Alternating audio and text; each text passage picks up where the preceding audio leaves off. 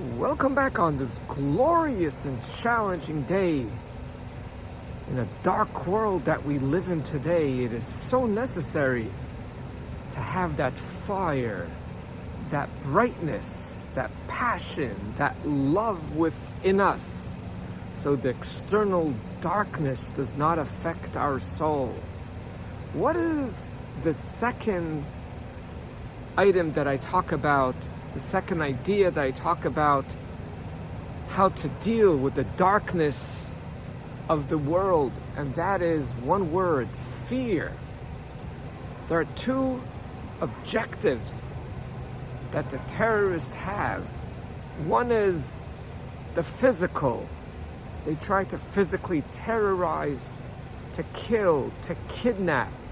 But then there's something greater that sadly their effects are too strong, and that is fear. They instill fear. How do we deal with fear? So let's be very practical, and I'll try to keep it brief. Fear to me is an alarm. It's an alarm. So for example, if I'm on top of the building, on the roof of a building of 20 stories, and I get closer towards the end because I want to see something, then suddenly I develop this inner deep fear that scares the living daylights out of me.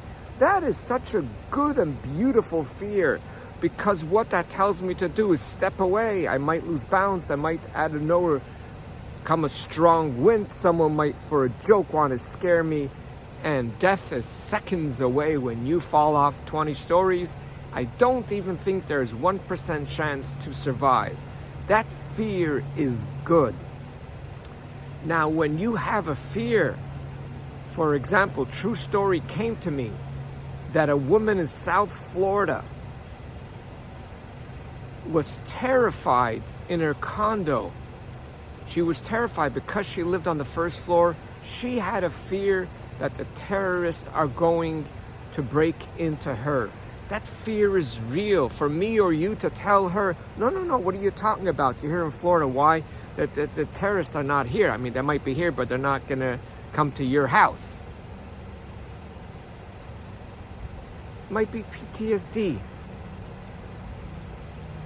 Her origin happens to be from Israel. So, of course, it's in her DNA by this point. Well, not DNA, in her fear, in her feelings, maybe in her amygdala, and she's fearful, so she needs to deal with it. She cannot be in fear.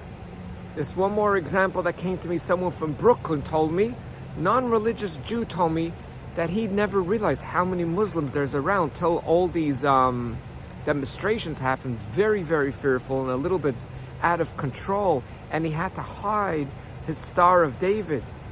But what he did was, instead of saying, OMG, I'm so fearful, I don't know what to do, he said, I'm really considering moving. If this is an area where these people are there and I got to look behind my back, this is not good. What the terrorists want you to have is fear. If fear comes to you, you analyze it. Does it physically apply to you? If yes, take action. Do something. It's a good alarm.